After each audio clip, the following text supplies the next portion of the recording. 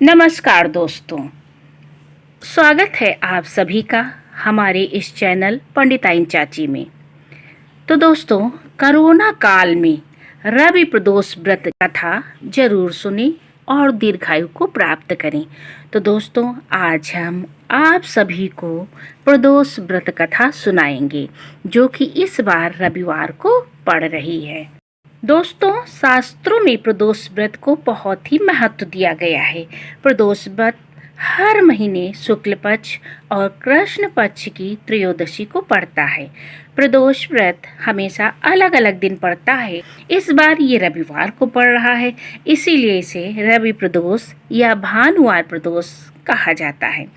रवि प्रदोष व्रत को करने से व्यक्ति का स्वास्थ्य अच्छा रहता है और वह दीर्घायु तथा सुखी जीवन व्यतीत करता है। तो दोस्तों, इस समय हम सभी को दीर्घायु जीवन प्राप्त करना है। कोरोना काल में भयंकर महामारी के दौर में हमें दीर्घायु जीवन की बहुत आवश्यकता है। इस व्रत को करने से केवल शंकर जी प्रसन्न ही नहीं होते हैं, वरन व्यक्ति के पाप भी नष्ट होते हैं। वो दीर्घायु तथा सुखी जीवन व्यतीत करता है। तो दोस्तों, जैसा कि हम सभी जानते हैं कि शंकर जी की पूजा में सफ़ेद फूल, धतूरा, बेलपत्र आदि चढ़ाए जाते हैं। जैसे पूजा हम लोग हमेशा करते हैं शंकर जी की, वैसे ही विधि विधान से पूजा करनी चाहिए। आज हम आपको रवि प्रदोष व्रत की कथा को सुनाएंगे। रवि प्रदोष की यह कथा बहुत ही प्रचलित कथा है। प्राचीन काल की बात है। किसी नगर में एक गरीब ब्राह्मण अपनी पत्नी और पुत्र के साथ रहता था। एक बार उसका पुत्र गंगा स्नान के लिए जा रहा था। तभी रास्ते में उसे कुछ लुटेरे मिल गए और उन्होंने बालक को पकड़ लिया और उससे पूछा कि तुम्हारे पिता ने जो गुप्त धन दिया है वो तुमने कहाँ छुपा रखा है। बालक बहुत डर गया, बहुत घबरा गया लुटेरों को देखकर, और उसने कहा कि हम बहुत गरीब हैं, मेरे पास कोई धन नहीं है। तो लुटेरों ने कहा, जो तुमने कपड़ों में छुपाया है वो क्या है? बालक ने डरते हुए कहा कि इन कपड़ों में और कागज में जो हम छुपाए हुए हैं वो मेरे माता पिता द्वारा दी गई रोटियां हैं, जो कि हमको रास्ते में खाना है। लुटेरों ने कागज को खुलवा के देखा तो सचमुच उसमें सूखी रोटियां नमक लगी हुई थी। उन लोगों को दया आ गई और उन्होंने कहा कि इसके पास तो सही में कुछ नहीं है, ये तो बहुत गरीब है, और उसको छोड़ दिया। जब लुटेरों ने छोड़ दिया तो वो वहां से चल पड़ा। रास्ते में बहुत थक गया, एक पेड़ के नीचे सो गया।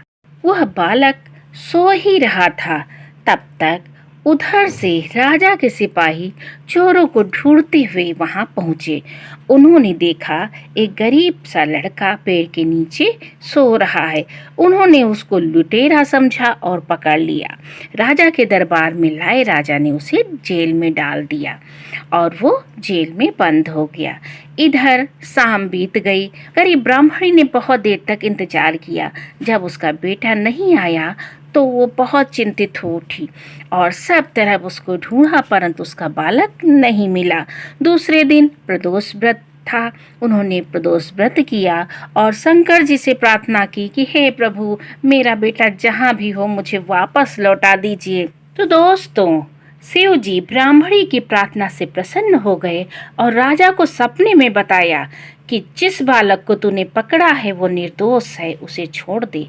राजा ने ऐसा सुना और दूसरे दिन ही बालक को छोड़ने का आदेश दिया और तुरंत उनके माता पिता को भी बुलवा भेजा। जब उनके माता पिता आ गए तो बहुत डरे हुए थे, बहुत सहमे हुए थे कि हमने तो कोई गुनाह नहीं किया, फिर भी राजा ने पहले तो मेरे बेटे को पकड़ा, फिर हम लोग को भी पकड़वा लिया है, जबकि हम लोगों ने कोई चोरी नहीं की है। राजा ने उनसे कहा कि डरने की कोई बात नहीं है, आपके बेटे का कोई दोष नहीं था, वो निर्दोष था, उसे हम छोड़ रहे हैं। और ब्राह्मण ब्राह्मणी को 5 गांव भी दान में दिए। इस तरह प्रदोष व्रत के प्रभाव से न केवल ब्राह्मण का बेटा मिला, बल्कि उनकी गरीबी भी दूर हो गई। भगवान शिव की कृपा से ब्राह्मण परिवार सुख से रहने लगा। हे शिव भगवान, जैसे आपने ब्राह्मण को सुखी जीवन, निरोगी काया प्रदान की, उसी प्रकार ये रविवार का प्रदोष व्रत जो कोई भी करे और पढ़े और सुने, उस पे अपनी कृपा दृष्टि बनाए रखना। जय शंकर भगवान। तो दोस्तों, ये कथा यहीं पे समाप्त होती है। अगर आपको ये कहानी पसंद आई है तो इसको सब्सक्राइब करना ना भूलें। इससे हमारा उत्साह बढ़ा रहेगा और हम नई नई कहानियाँ, व्रत कथाएं इसी तरह से लाते रहेंगे। धन्यवाद मित्रों।